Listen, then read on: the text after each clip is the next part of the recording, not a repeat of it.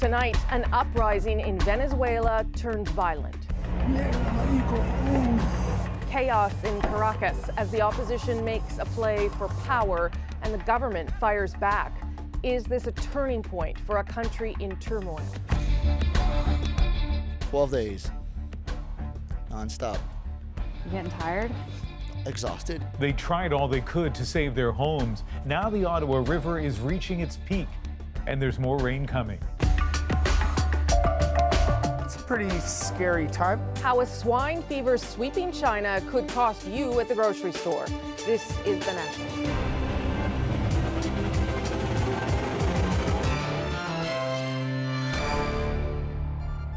Venezuela is a country teetering on the edge tonight after a surprise uprising against President Nicolas Maduro, a rebellion that very nearly succeeded.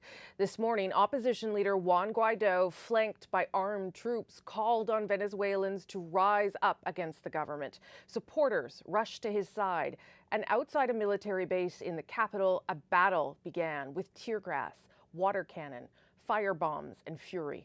Paul Hunter begins our coverage.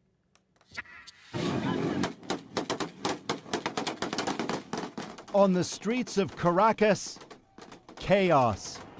Anti-government demonstrators taking on police and government troops in what's being called the final phase of efforts to topple Venezuelan President Nicolas Maduro. Defend freedom, he says. Out with tyranny.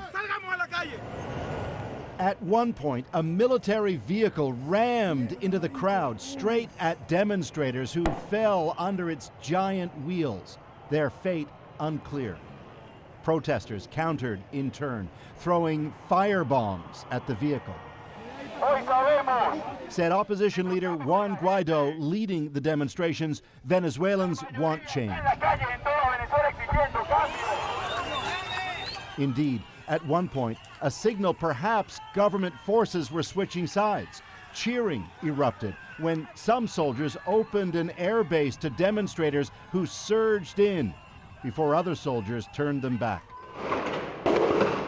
Indeed, tonight, the military still backs Maduro, even after word Maduro himself, remarkably, may be set to fold.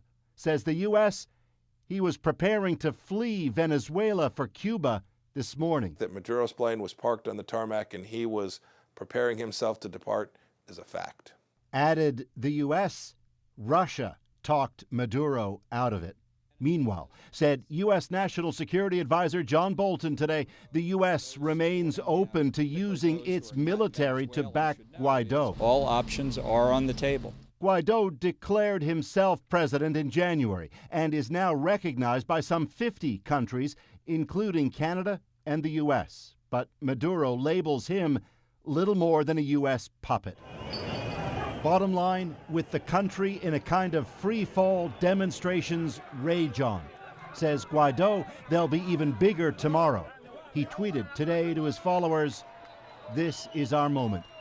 Paul Hunter, CBC News, Washington. Now, Canada's government, which has already declared its support for Juan Guaido, is very concerned about the situation and today made a direct appeal to the president, Nicolas Maduro.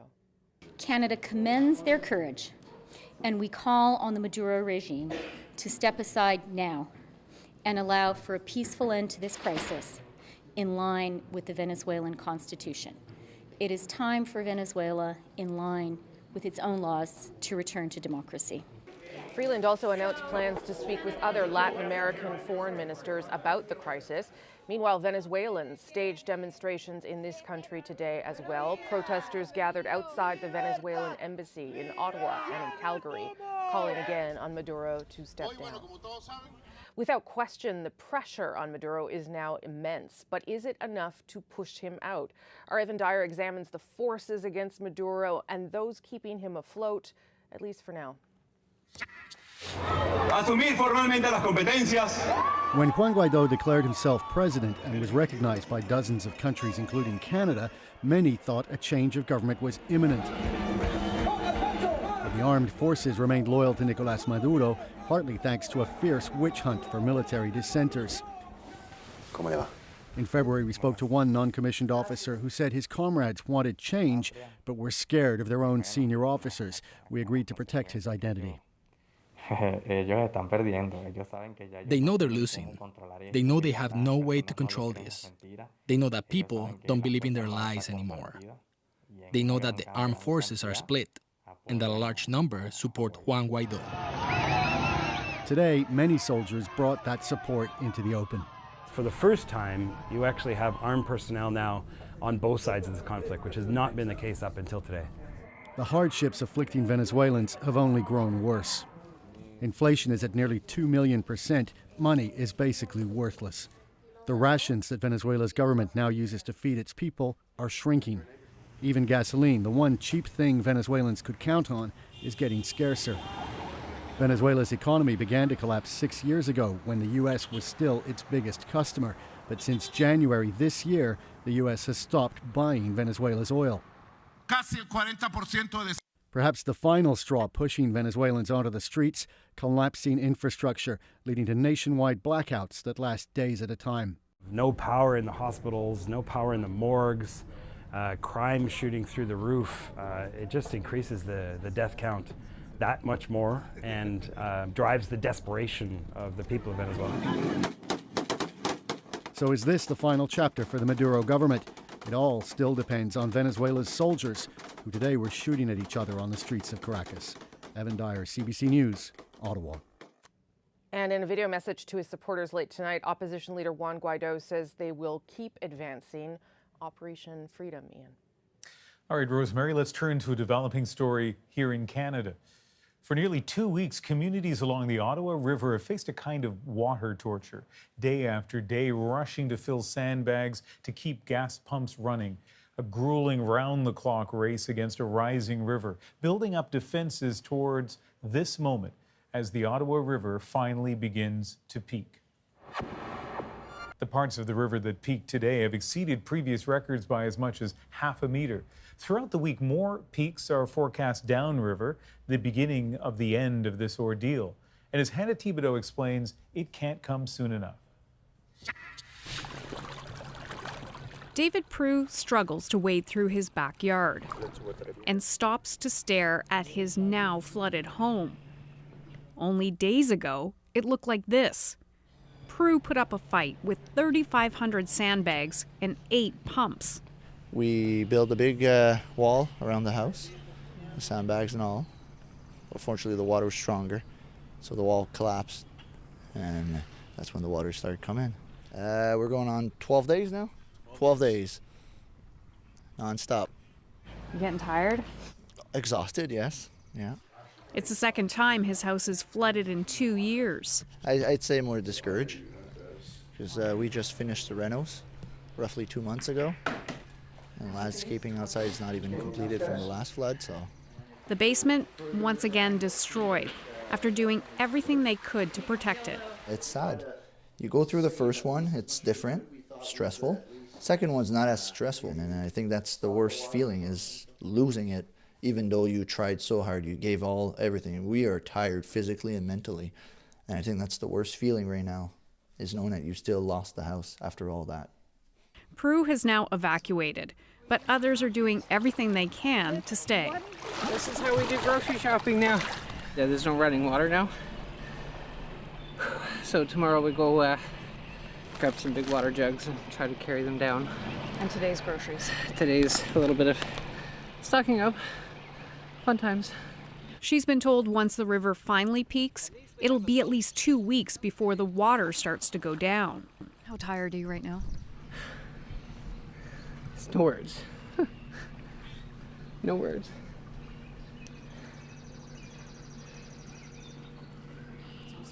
It's hard, you know. But there's still a long way to go. Hannah Thibodeau, CBC News, Gatineau, Quebec. Ontario's Muskoka River is also causing record-breaking floods, which are set to get worse.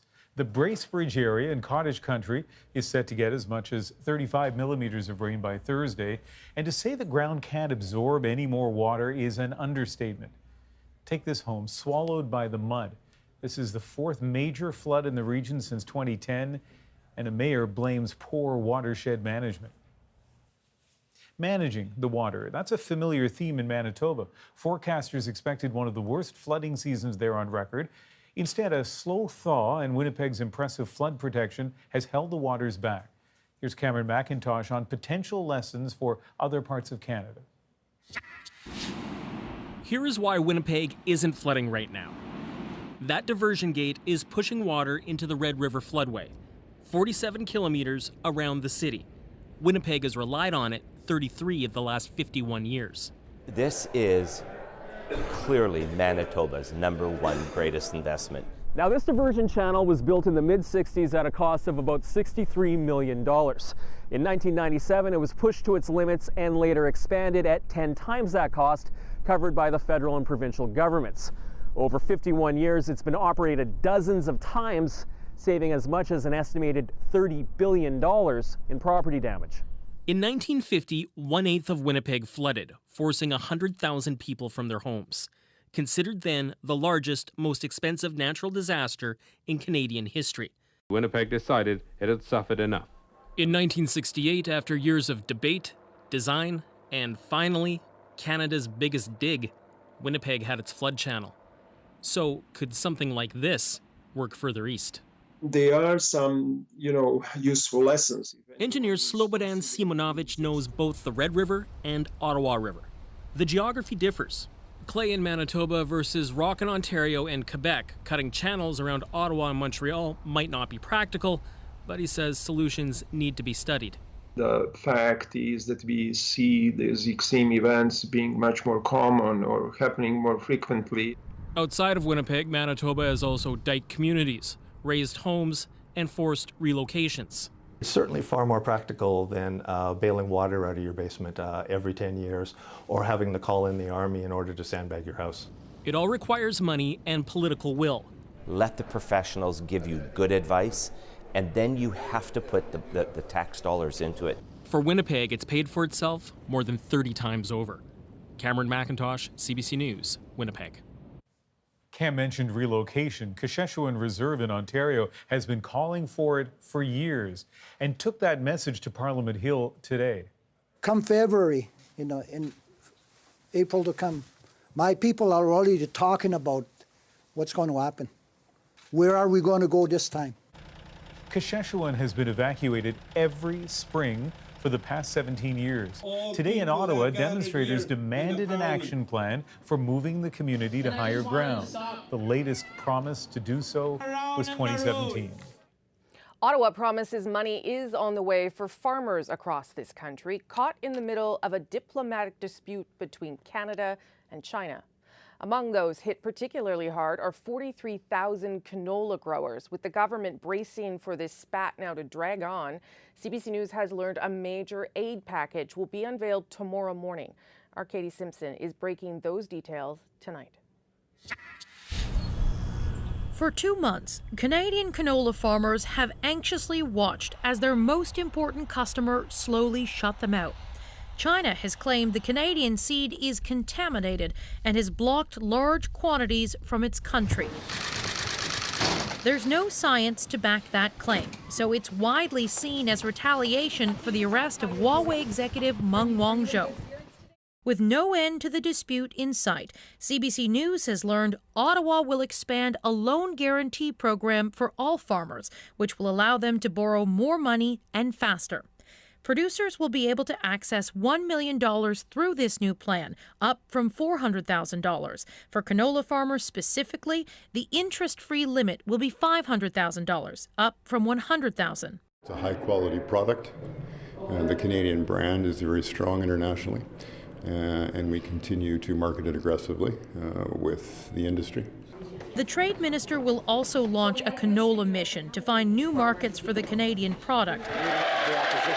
It's a plan that's been in the works for some time, but comes as the opposition has ramped up its attacks on the Prime Minister. It's Canadian canola producers who are paying for this Prime Minister's weakness on the world stage. We've been on this issue for the past number of weeks, including in many meetings with various producers. Ottawa has asked Beijing to allow officials from the Canadian Food Inspection Agency to examine the canola in question.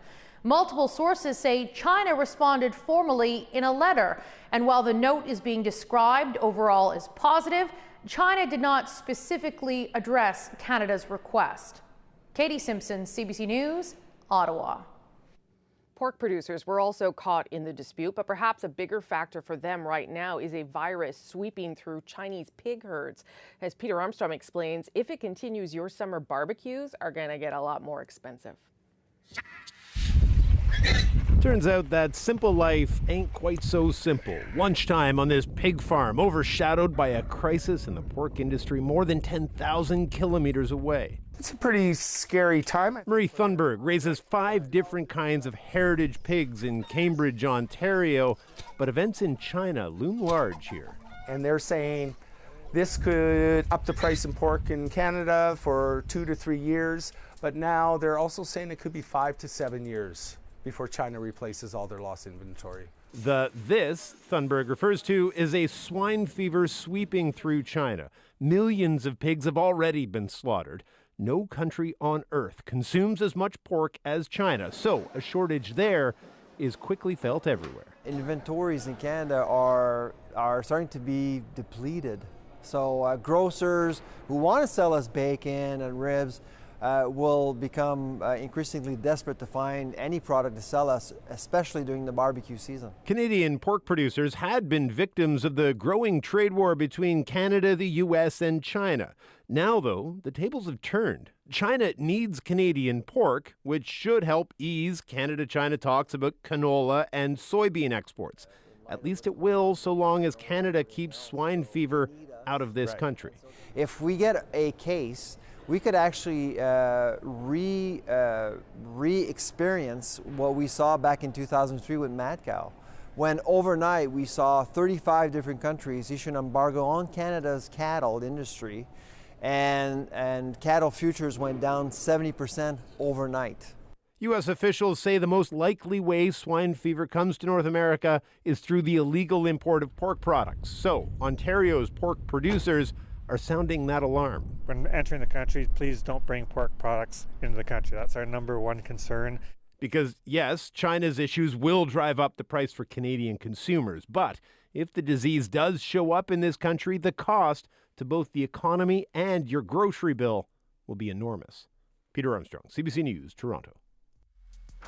Here are some of the other stories we're following tonight on The National, including a reaction to a Canadian man handed the death penalty in China for drug crimes. We're very concerned by this sentence. Canada stands firmly opposed to the use of the death penalty everywhere around the world. We think that this is a cruel and inhumane punishment. This is the second case of its kind this year. In January, another Canadian, Robert Schellenberg, was given the death penalty in China in a separate drug case. Today's sentence further strains relations between Canada and China. We're learning more tonight about Robert Mueller's reaction to how his report was characterized. U.S. media reporting that Mueller was unhappy with how Attorney General William Barr summarized the Russia investigation and wrote him a letter about it in March. Mueller reportedly frustrated that Barr didn't fully capture the context and substance of the investigation's conclusions. Barr is scheduled to appear before the Senate Judiciary Committee tomorrow.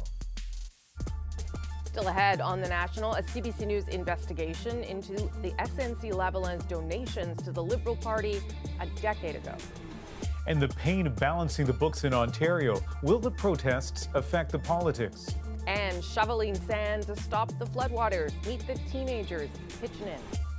Since we have such a large student body that is directly affected, everybody would for sure want to be able to help each other and come together as a community. That's nice. Their story is in our moment.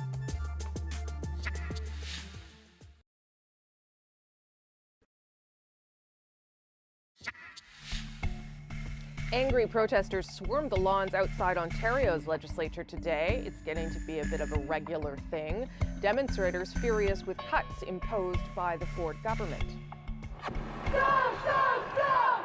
Solidarity! Thousands denounced the planned restructuring of the healthcare system, merging 20 provincial agencies, overhauling funding formulas, eliminating services. Toronto alone says it will lose $1 billion in funding over a decade. Universities and colleges are seeing funding cuts and tuition freezes. Elementary and secondary class sizes will grow, and school boards say teachers will lose jobs. The cuts shouldn't come as a surprise. Doug Ford campaigned on a promise to balance the books, in some eyes, short-term pain for long-term fiscal gain. But as Jamie Strachan tells us, Ford's methods are dividing the province. 9 months ago, more than 2 million Ontarians voted overwhelmingly for change. This is your victory. The new Conservative government promised reduced spending and smaller government. The goal? Reducing Ontario's massive debt, something residents voted for. They'll like the notion and the theory of reducing the deficit. They probably won't like the actions that'll go with it. There has been a flurry of announcements and considerable pushback. Changes to health care have been especially controversial. Experts say if the government really wants to reduce spending, it will take deep cuts to health and education and the ability to weather protests like this one. Education cuts, too, are causing anxiety. A plan to increase class sizes means teachers like Hardeep Chauhan have been declared surplus, unsure if they will work next year. What's taking the biggest hit? It sounds like it's the tech courses, the arts, social sciences, all the electives. And if you think about it, these are the courses that kind of make our students the more well-rounded human beings. The government has reversed course on planned changes to sex education and autism funding after considerable pushback. Drummond says Ford needs to be more strategic in his cuts. They have shown an inclination to be involved in things for symbolic value, and you can't keep program spending to 1% of growth by dealing with symbolism. You have to go where the money is. Others say it's too early to gauge the political fallout of these changes. The government wants to cut, but at the same time understand that if it cuts too much, the consequences may be more severe than what he planned or what he intended. But Tellier says some voters have short memories. Things that cause anger now may be forgotten come election time. Jamie Strachan, CBC News, Toronto. Still ahead on The National. Remember this guy? We're going to see him here in just a sec. The Tongan Olympic flag bearer took the world by storm, and now he's back in a brand new sport. No, I totally don't remember that guy at all, Ian. And feel foggy after a bad night's sleep? Canadian researchers are discovering just how linked sleep and memory are. I wouldn't necessarily call it the fountain of youth, but I think there's something to be said about its ability to keep our brains healthy as we age.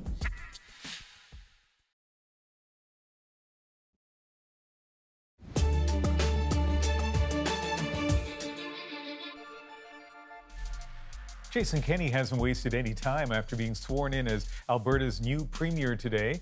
Tonight, Kenney confirming his government has proclaimed the so-called turn off the taps legislation. That law would limit the oil and gas supply to British Columbia, but his government won't be enforcing it, at least not right away. We simply want to demonstrate that our government is serious about defending the vital economic interests of Alberta. British Columbia, though, is launching a constitutional challenge against the law. I dare you to take a meeting with me. After posting this powerful video online, Nova Scotia woman Inez Rutherham will get her meeting with the Premier. The 33-year-old was critical of the health system, saying her cancer went undiagnosed for 2 years because she didn't have a family doctor. Now she's been contacted by the Premier's office.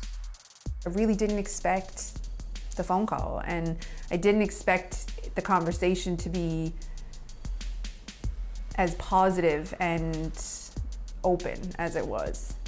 The meeting will happen when the Premier returns from a trade mission in Europe.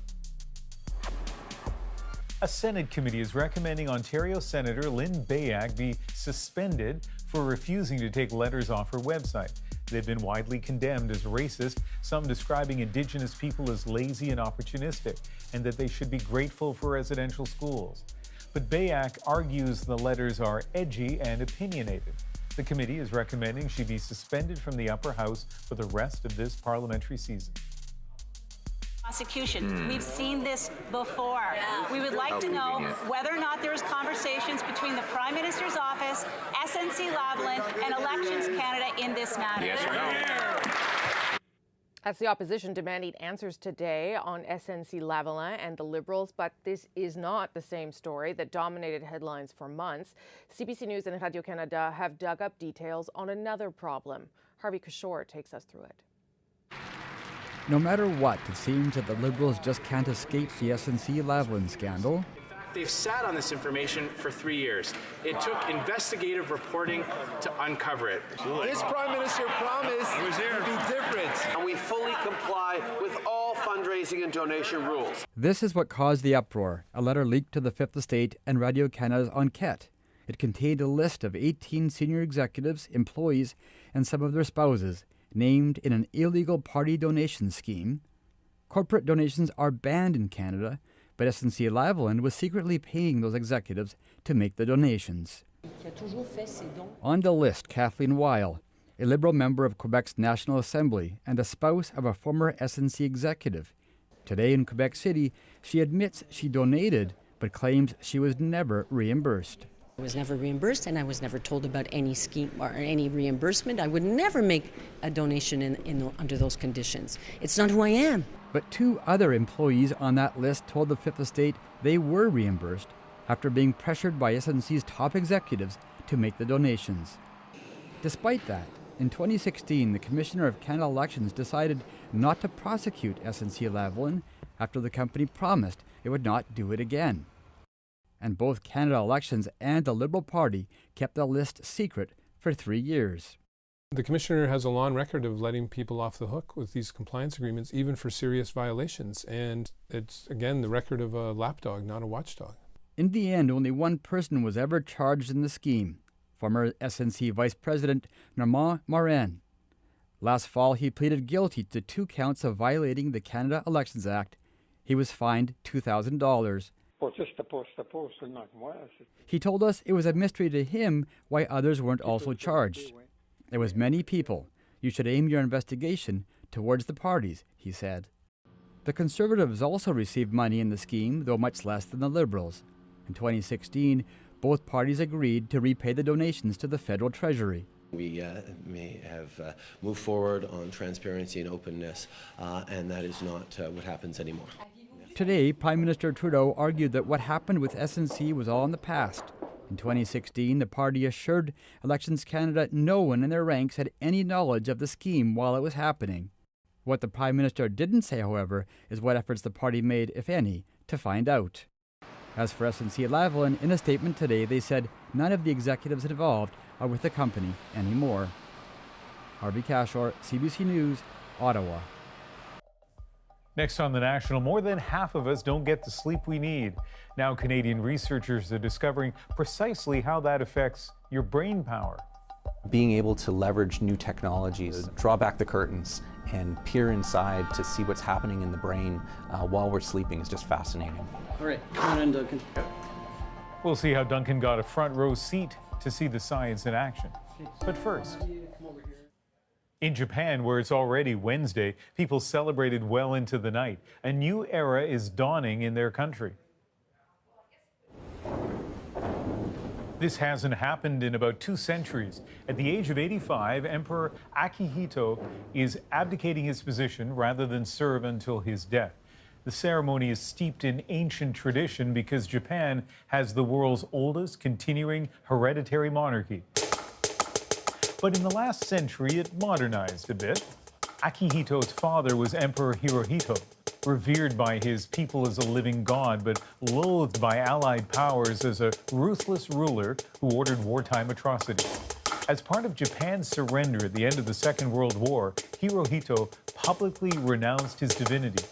When he died in 1989, Akihito succeeded him as emperor and helped repair Japan's post-war reputation. In recent years, though, Akihito dealt with serious health challenges and strongly hinted he wanted to step down.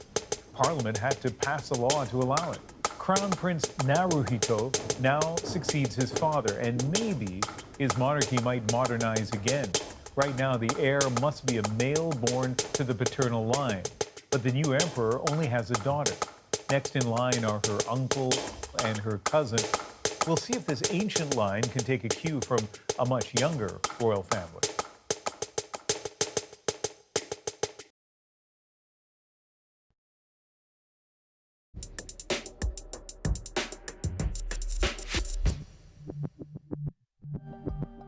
Millions of Canadians have a hard time getting enough sleep. A full 40% of us deal with some sort of sleep disorder. And the lack of sleep can exacerbate serious problems, ranging from diabetes to depression. A lack of sleep can also have a major impact on memory. For this story, Duncan McHugh let researchers monitor his brain while he slept. Here's another look at what he learned. If you want a crash course in what's really going on with your brain when you sleep, follow this guy. There's so little known compared to other areas of science and neuroscience in particular. It's about the mystery of sleep. Here, so you can see the fluid is the brightest. Right. Stuart Fogel is a psychology professor and the director of sleep neuroscience at the Royal Ottawa's Institute of Mental Health Research. And I'm getting a front row seat in one of the few places in the world that actually records what happens in the brain during sleep. Being able to leverage new technologies, draw back the curtains and peer inside to see what's happening in the brain while we're sleeping is just fascinating. All right, come on in, Duncan. Yep. This is how it begins, my journey into the world of sleep, to understand why we can't do without it. 60% of Canadians don't get the sleep that they need or the sleep that they want. It's quite a big number. Yeah. That's a huge number. That over half of us are not getting as much sleep as we want. That's right. It's a big question. Fogel is halfway through a 4-year research project uncovering connections between sleep and memory. And a lot of what sleep is good for has to do with memory. People are really gaining a lot of interest in this because there seems to be so much about sleep. The more we do study this, the more we find how there's just so many aspects of sleep that are involved in memory processing. Okay. Just have you close your eyes, please. To show me why sleep is so critical to how we learn, I'm not actually going to sleep. All right, Duncan, we're going to get started with the task now. We're going to be not right away. First, a skill test. The tower of discs that you see on the left, that you're going to want to move those all the way to the right, but you can only move... Using my fingers on this keypad, I have to move those colored blocks from left to right. All of it captured by this $10 million MRI machine. So he's nearly got the whole strategy figured out, not in an optimal sense. These images show different parts of the brain activating while it struggles to learn the task.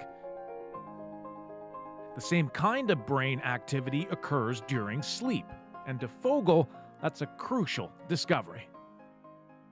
And what we see is with a period of sleep that people just arrive at this aha moment where they've arrived at the solution, the optimal solution to the puzzle that they couldn't necessarily get to before they had sleep. That's it. You're all done. All right. It's a motor skill thing too. The third finger is like, come on. Work. So does that mean the more sleep you get, the better your memory? Well, to a point, and as Fogel has learned, up to a certain age.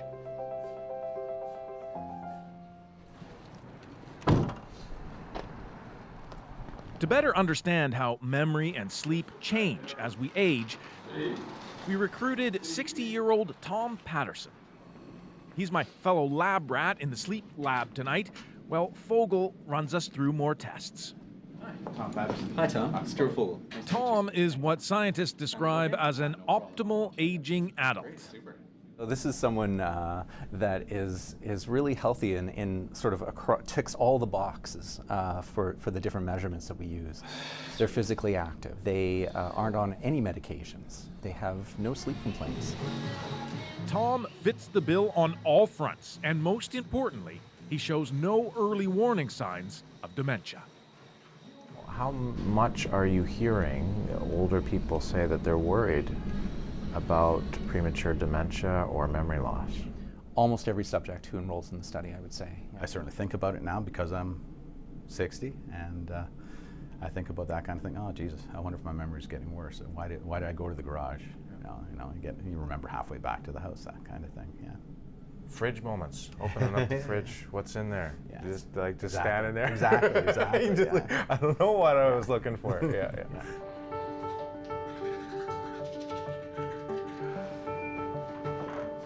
They pick up the electrical activity that's just naturally going on in your brain. Then, time to get wired up. These electrodes will document our brainwaves throughout the night. What time do you normally go to bed?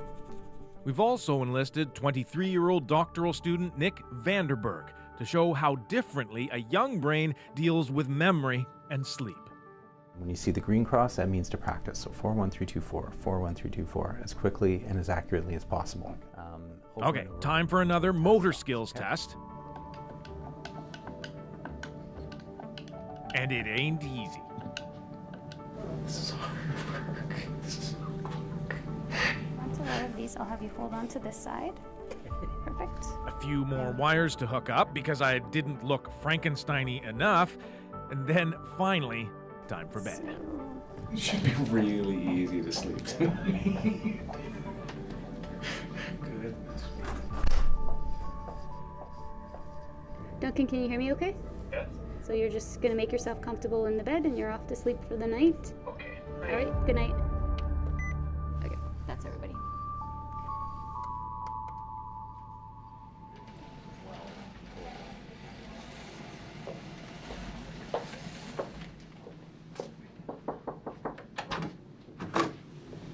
Good morning. How did you sleep? Bright and early, we get another go at finger tapping to see if we learned anything as we slept. What was it like to do it this morning? It seemed it was quicker initially. I totally felt like I was faster this morning. You felt it, eh? Oh, I could feel it the first couple of goes, but then it started to slow down, and I think it had more to. It felt to me like it was just because it was morning. I was like, "Oh, brain not working." But I could. Yeah, needed coffee. Before we find out if we were, in fact, any faster. All right, Duncan, so we're going to go through the results of your test, your overnight recording. Stuart Fogel takes a moment to decipher my brainwaves. He's looking for something called sleep spindles. Spindles are evidence our brain is shifting tasks we learn every day from short-term memory to long-term. What we can see here, now that you're fully asleep, is some nice sleep spindles, these bursts of activity, very large amplitude, nice long duration sleep spindle there. Other ones here as well, so your brain is really working hard there. I'm so happy I have good sleep spindles. But what's my brain doing when I have a sleep spindle? That indicates that you're probably reprocessing that information, reactivating those memory traces, integrating them into long-term memory stores. Overnight, my spindles were on overdrive, which means I was probably practicing the test without being aware of it. How did I compare to Tom and Nick? Time to find out. We're about to see who was actually better at the motor skills / memory task after we slept. And so what you see here is what we would have predicted. On this graph, a lower bar means a faster performance. Nick, who's our younger subject, has the benefit from sleep. So Nick's got speed fingers. So he got a lot faster here. Yeah, that's quite a good improvement in terms of speed. The blue is the training session, so that was the evening when you were learning it for the first time, and then the red bars are the retest, so that's the morning session where we want to see how well you did after a night of sleep. What we see here is very typical in a younger subject like Nick, where they start off at a certain level there, and then they improve after a night of sleep. Duncan, we see a similar sort of thing here. You're a little bit slower overall, but you do still get a little boost from sleep. That's the eureka moment. A good night's sleep boosts your brain power. So the boost is really what you're honing in on to show us how important the sleep is. Yeah, that's right. Because if we're not getting the sleep, then that boost is really important. That boost doesn't happen. That boost only happens with sleep. He's learning the task just. But for Tom, as expected, there was no boost at all. Is that as we get older, we don't derive the same benefit from sleep. So Tom doesn't have that boost after sleep, that improvement from at retest that sleep seems to afford. It's showing me that I'm getting older and I'm right where my age group should be, and I'm not, it's not bad or a critical memory loss. It's just indicative of my age. Our sleep patterns undoubtedly change as we age, but Fogel hopes if we improve our sleep, it will help treat, maybe even ward off, dementia. The moral of the story would be to do everything you can to make sleep a priority, and to eliminate the things that are going to interfere with sleep, because sleep definitely can stand to provide a benefit, and perhaps even stave off things like dementia. I wouldn't necessarily call it the fountain of youth, but I think there's something to be said about its ability to keep our brains healthy as we age. Going to bed right after this. Ahead on The National, how high school students in Ottawa are pitching in with the flood relief, one sandbag at a time. I feel very lucky to be part of such a school that's so helpful in everything happening with the community. I think this school is helping so very much. Their day-long effort is tonight's moment, but first. Well, it must be hot out there. Holy smoke! Show off. In case you missed it, nobody embodies the Olympic spirit more than Tongan athlete Pita Tafatafua. He basically broke the internet at the 2016 Rio Summer Games opening ceremonies, proudly wearing his national costume, shirtless and glistening. And despite crashing out of the first round of Taekwondo, Tafatafua's sportsmanship made him a global fan favorite. Yeah, that's the only reason. 2 years later, at the Korean Winter Games, he again rocked the six-pack before competing as a cross-country skier. Wonderful. Peter Tafatafua, 23 minutes behind Dario Colonia. The whole year, my training was just on roller skis. We had no snow. He didn't win that either, which is hardly surprising. He's from the tropics. But guess what? He's back. Well, maybe. The Tongan Titan hopes to make a three-peat appearance at the 2020 Summer Games in Tokyo in two events, Taekwondo again and sprint kayak. But first, he has to qualify for each, which could be tough. He says he hasn't really done Taekwondo for 2 years, and as for kayaking, well, he tends to capsize the boat. So that could be a problem, but, you know, fingers crossed. On your marks, get set, go! Yes! This is CBC News. If the story matters to you, you can always turn to us. CBC News, right where you are. For these high school students in the Ottawa area, flooding is personal. This is their community, and they've been looking for a way to help. So today, they put their shovels to the ground, and together they filled more than 10,000 sandbags. Their impressive effort is tonight's moment. We kind of had like a team of four. One person was putting it into the bag, one person was shoveling, one person was tying, and then someone was carrying it to like this huge pile that we had of all our bags. And from there, once trucks came in, we would take the bags and put them into the truck. Well, the city of Ottawa kept bringing truckloads full of sand. Everyone was helping. Everyone was saying that like this is amazing. And like I know a lot of my friends were affected personally, so they were like really happy seeing everyone doing this. I live in Constance Bay, so ever since this started, I've been at the community center, and it was just as organized as over there, like here. We've had the tornado in Dunrobin, and like school just seems to get closer and closer with these kind of things, and it's amazing to see this kind of participation. It's cool to see everybody moving together as a unit with one common goal, because in high school generally you have different personalities, so you have some different friend groups per se who normally would be doing the same thing, but like Michelle said, everybody just comes together and works together, and that's really cool to see in a group of teenagers. It is very cool to see on our moment. You know, Rosie, good educators all the time are talking about seeking that teachable moment, and how perfect was this? It unified the school. We know the students, we saw in our notes that they loved it, and it really connects them to the community. So good for them. Yeah, and it's the same community that Olivia Stefanovic was in the other day, the same community that's been hit by flood, a tornado, and another flood. And back in the tornado, the same high school got together and seemed to raise more than $10,000 for people that were hit by that. So just a school that's got the right sense of community spirit and giving back. And now I'm going to have to do some sandbags because I feel bad. I'll have to get out there. That's The National for Tuesday, April 30th. Good night. Good night.